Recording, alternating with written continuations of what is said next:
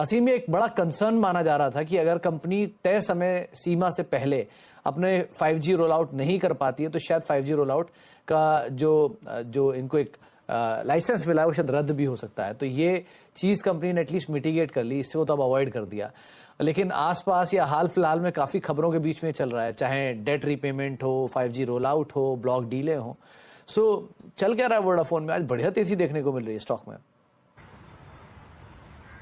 सुमित, सरकार जब भी कभी किसी कंपनी को स्पेक्ट्रम देती है तो उसके साथ एक शर्त रखती है कि आप इस स्पेक्ट्रम की होल्डिंग नहीं करेंगे, आप इसके अंदर अपनी सेवाओं की शुरुआत करेंगे। तो जो भी टेलीकॉम कंपनी है उनको 2 साल पहले स्पेक्ट्रम दिया गया था। उनकी लाइसेंस की शर्तों में एक शर्त जोड़ी गई थी कि आप 1 साल के अंदर डिस्ट्रिक्ट हेडक्वार्टर के अंदर अपनी सर्विसेज शुरू कर देंगे। बाकी सारी कंपनियां अपनी 5G सर्विसेज का रोल आउट कर चुकी है, उनका कमर्शियल भी यूज कर चुकी है, लेकिन वोडाफोन आइडिया इसमें काफी पीछे चल रहा था।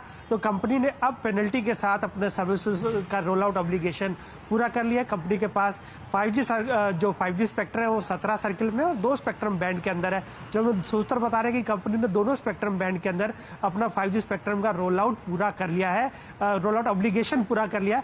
तो कंपनी के ऊपर इसके ऊपर पेनल्टी भी लगी है। कंपनी ने करीब 1 करोड़ रुपए की इसको लेकर के पेनल्टी भी चुकाई है।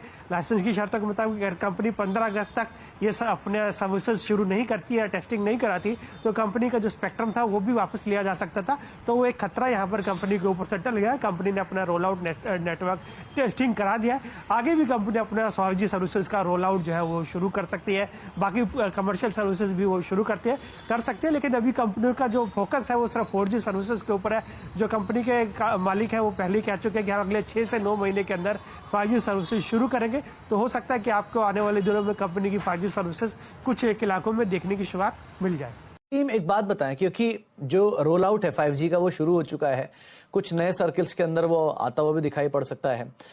कंपनी डेट रीपेमेंट की स्थितियों में भी है। जो सिचुएशन थी पहले कंपैरिजन में, उसमें कितना फेरबदल मान के चलें, क्योंकि आप इसको बहुत सालों से ट्रैक कर रहे हो।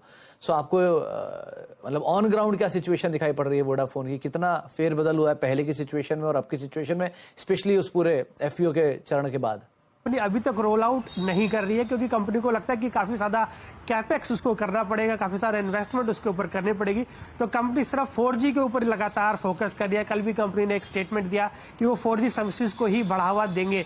तो 5G पर काफी ज्यादा इन्वेस्टमेंट कंपनी को करना पड़ेगा और उसमें इतना रिटर्न आएगा क्योंकि नहीं आएगा, क्योंकि अभी भी कंपनी के ज्यादातर सब्सक्राइबर जो है उनका बेस जो है वो 2G है। तो वो 2G के ऊपर शिफ्ट होंगे, 2G से 4G के ऊपर शिफ्ट होंगे, उतना रेवेन्यू दे पाएंगे या नहीं दे पाएंगे। तो ये कंपनी के सामने एक स्थिति जो है सोचने की स्थिति है। तो इसीलिए कंपनी अभी प्योर फोकस अपना 4G के ऊपर करना चाहती है।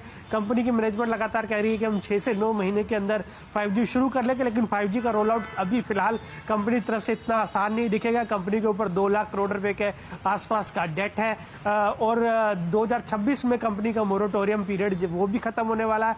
तो कंपनी को जब मोरेटोरियम पीरियड खत्म होगा तो कंपनी को कम से कम पहले साल ही 26,000 करोड़ रुपए की जरूरत पड़ेगी। तो कंपनी अभी फिलहाल ऐसा कोई बड़ा कदम नहीं लेगी कि जहां पे उसको कैपेक्स छोड़ करके दूसरी जगह इन्वेस्टमेंट करना पड़े। तो कंपनी अभी प्योर जो है वो 4G के ऊपर ही फोकस कर रही है क्योंकि रोल आउट ऑब्लिगेशन पूरा करना जरूरी था। तो इसलिए कंपनी ने अपना रोल आउट ऑब्लिगेशन वो तय समय पर पूरा कर लिया।